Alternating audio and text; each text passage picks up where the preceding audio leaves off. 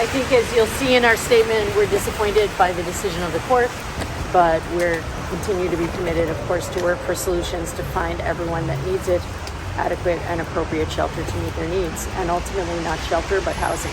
In this torrential rainstorm we're in the middle of right now, the immediate fear for many Rhode Islanders is that these people will be perfunctorily evicted. Some people are calling it the Christmas eviction.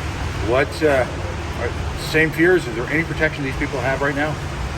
We have the same concern every day at Premier because so many of our clients are evicted every day. And there are many issues to be addressed here. We need a minute to analyze the judge's decision and determine what our next steps may be. So is that that is the next step right now, reviewing this decision? I mean, are you confident that there is maybe a pathway forward for you guys? Well, the purpose of our analyzing the judge's decision is to answer your question, and I'm not going to answer it before I've made that analysis. Thanks. Is anyone aware yet of what the costs are? I know a number of us have made formal inquiries, but what the cost of the state's defense total was? I certainly can't speculate on that. I'm sure many good investigative reporters can sort that out. Is there a possibility of appeal here? Well, there's always a possibility of appeal. Right. As I said, we have to analyze the judge's decision. That was a lot. You all heard it. Yeah, sure. And there's no timeline established under the judge's decision? Does he say what the timeline is for the end of the stay or any of that? Well, as a technical matter, he denied our request for a preliminary injunction, which means that the order that he entered last week is now over, and he did not make any other provisions because he said our clients did not have the right to remain. So that leaves a free hand to the state. We certainly hope and expect that the state will continue efforts to be humane and treat people with dignity, but it's not going to be because of anything that the court ordered them to do.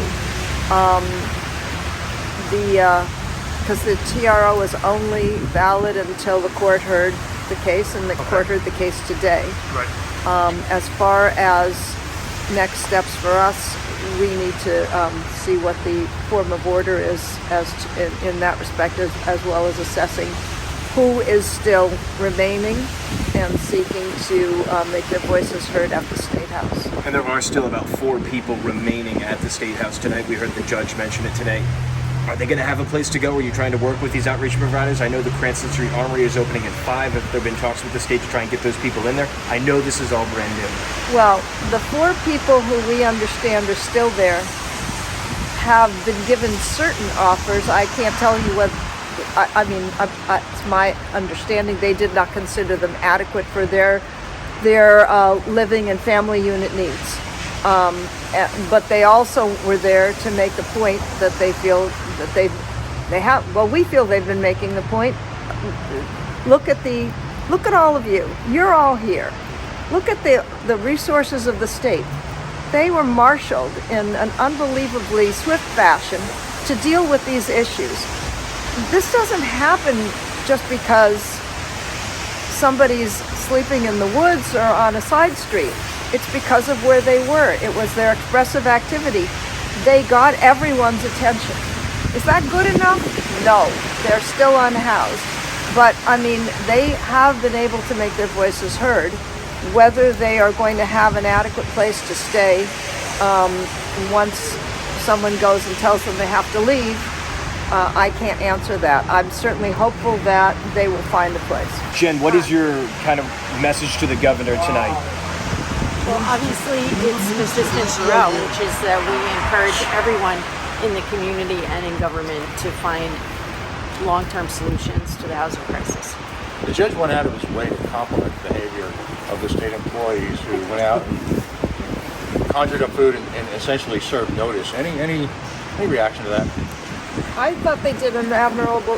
Mr. Lindstrom, from everything he put in his affidavit, I have no reason to doubt the truthfulness of it, did a very admirable and above and beyond job to try to deal with a crisis that was created by the state when they said, you've got 48 hours or we're going to arrest you and take your stuff.